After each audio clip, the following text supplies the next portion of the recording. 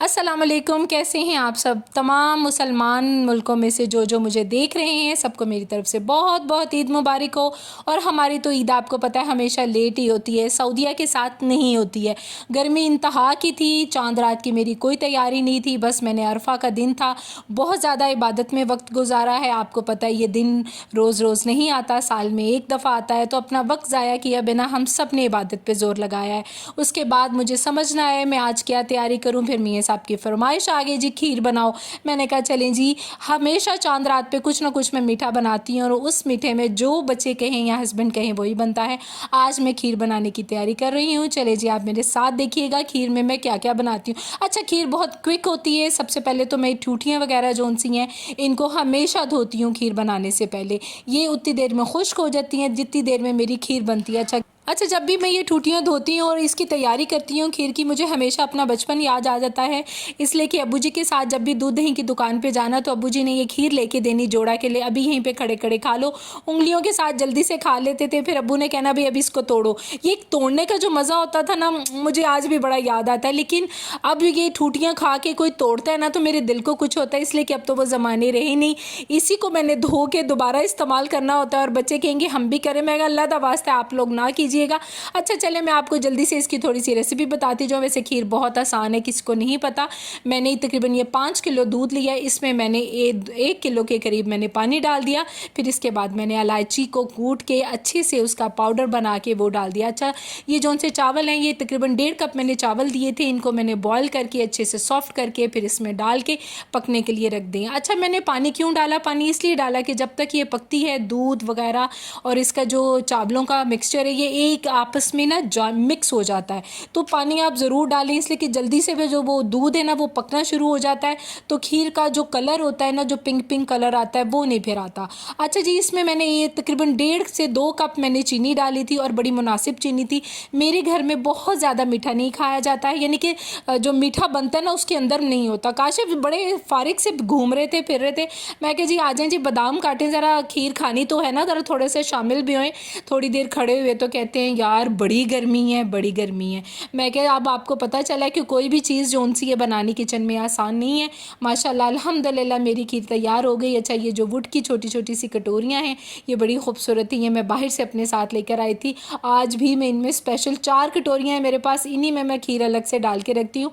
बाकी जो सी हैं ठूठियों में डाल के इनको यहीं पर थोड़ी देर ठंडा करूँगी, फिर इनके ऊपर बादाम डालूँगी। अच्छा, मैं इसी चक्कर में रही कि मेरे पास चांदी के वर्क हैं, चांदी के वर्क हैं। पता क्या चला, मेरे पास जी फॉयल पेपर्स के ना पीस कर करके इन्होंने रखे हैं, चांदी का वर्क मेरा पता नहीं कहाँ चला गया। अच्छा, गर्मी से मेरा बड़ा बुरा हाल हो गया, बहुत ज़्यादा मुझे पसीना आ गया। बस अब ये था कि जल्दी से मीठा तैयार हो जाए। ये मीठा जो सा है जी आज के दिन कोई नहीं खाएगा, चांद रात को ये सिर्फ रेडी करके इसको फ्रिज में रखा जाएगा और ईद की नमाज के बाद और ईद के 2-3 दिन ये चलता रहेगा। ये बड़ा मज़ेदार लगता है जी, जिस चीज़ को फिर जब जब दिल करता है मीठे का, खाने के बाद हो गया या डिनर के बाद हो गया, सब खाते हैं। यहाँ पे रंग ले आई, शुक्र है। पिंक पिंक, इतनी मज़ेदार, इतनी डिलीशियस। और जो मेरी बहनें बना रही होंगी पानी पानी हो रही होंगी पसीने के साथ, इसलिए कि गर्मी बेइंतहा है। खीर इन दिनों बनाना बहुत मुश्किल काम है, लेकिन बच्चों को बहुत पसंद है। कोई ना कोई मीठा होता है। छोटी ईद पे मैंने बनाया था कस्टर्ड। चले जी, अल्हम्दुलिल्लाह मेरी खीर हो गई डन। अब इसके ऊपर हम चांदी के वर्क लगाते हैं और बादाम को ना गार्निश करते हैं। चांदी के वर्क तो थे ही नहीं, यहाँ पे फॉइल पेपर को मैं चांदी का वर्क पूरा दिन समझती रही, बच्चों को कहती रही आज मैं चांदी के वर्क लगाऊंगी। आखिर में पता क्या चला जी, वो तो फॉइल पेपर निकले। मेरा अच्छा भला मजाक बन गया। चांद रात हमारी खूब बनी, इन्होंने मेरे पे खूब हंसे कि मामा पूरा दिन आपने हमारा माइंड बनाया और हम बड़े खुश थे, आज चांदी के वर्कों वाली खीर खाएंगे, तो वो तो मिली नहीं। चले जी, अल्हम्दुलिल्लाह बादाम तो पड़े हुए थे जो मैंने काशिफ से स्पेशली कटवाए थे, जो 10 जगह पे पुड़क पुड़क के ज़मीन पर कभी गिरे और कभी कहाँ गिरे, फिर भी पकड़ के मैंने कहा आप ही काटेंगे। हालांकि बच्चियाँ थी, लेकिन मैंने कहा नहीं मियाँ साहब ज़रा पास होंगे ना, इनको भी मेरे साथ खीर में ज़रा डिस्ट्रीब्यूशन हो जाएगी इनकी भी। तो अल्हम्दुलिल्लाह हम लोगों ने सारे बादाम वगैरह अच्छे से कर दिए। अच्छा जी, ये टोटल 28 मेरी टूटियाँ बनी थी।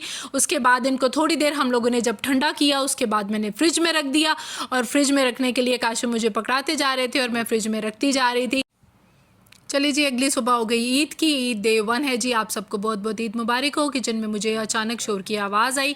मैंने बाहर आके देखा और शदीद गर्मी थी, और इस शदीद गर्मी में हमारे साथ वाले नेबर्स जो उनसे हैं वो गोश्त बांट रहे थे।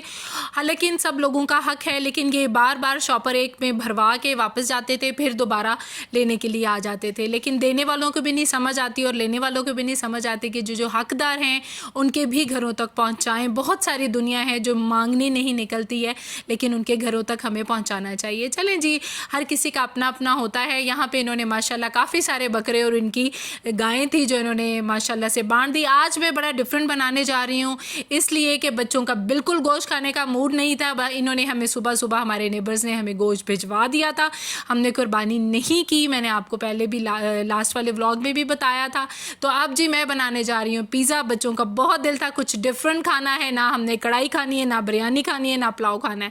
मैं कहा जी ठीक है जी। एक दिन पहले ही मैंने इसकी मैरिनेशन करके रख दी थी। चिकन में मसाला वगैरह लगा के, दही लगा के मैंने सब रख दिया था। पिज़्ज़े की डो यहाँ पे मैं रेडी कर रही हूँ। ये भी मैंने तकरीबन 3-4 घंटे के लिए बना के माइक्रोवेव में रख दी थी। इसमें मैंने ईस्ट डाला है, नमक डाला है, 2 चम्मच चीनी डाली है और थोड़ा सा ऑयल डाला है, और इसको अच्छे से गूंद ले लेना है। अच्छा, शुरू में गूंदते हुए थोड़ा सा आटे की तरह गूंदिएगा, उसके बाद आपने इसको थोड़ा थोड़ा सा पानी लगा के नरम कर लेना है। बॉल को आपने अच्छे से ग्रीसी कर लेना है ऑयल के साथ, और आपने इसको माइक्रोवेव में रख 2-3 घंटों के लिए रख देंगे। जितनी देर आप रखते हैं, आजकल वैसे ही बड़ी गर्मी है, तो जो उनसे डो है वो अच्छे से जो सी है वो फूल गई थी। मेरी बहुत अच्छी डो बनी थी। माइक्रोवेव में मैंने 2-3 घंटे के लिए रख दिया था। मेरे पास यही जगह है इसको रखने के लिए, इसलिए कि यहाँ पे कोई हवा वगैरह इसको नहीं लगती है। माशाल्लाह उसके बाद ये बहुत अच्छे से फूल गया था।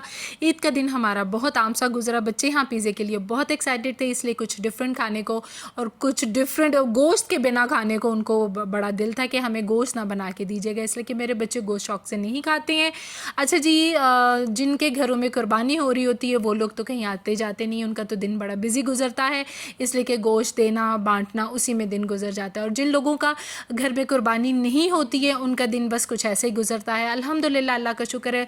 इबादत की, ईद वाले दिन भी दुआएं मांगी अल्लाह ताला से ढेर सारी कि अल्लाह हमें भी उन लोगों में शामिल फरमा जो कुर्बानी करते हैं और कुर्बानी देते हैं। यहाँ पे माशाल्लाह जी पिज़्ज़ा मेरा तैयार ऑलमोस्ट हो गया है। अब मैं इसके ऊपर सारी चीज़ें टॉपिंग वगैरह कर रही हूँ। अच्छा, मेरे ओवन जो सा है उसको थोड़ा सा कोई मसला था, तो मैं इसको पैन में बना रही हूँ और सारी टॉपिंग मैंने डाल दी हैं। अच्छा, इसके ऊपर मैं लिड रख दूँगी और हल्की सी आंच पे इसको मैं कुक होने के लिए रखूँगी।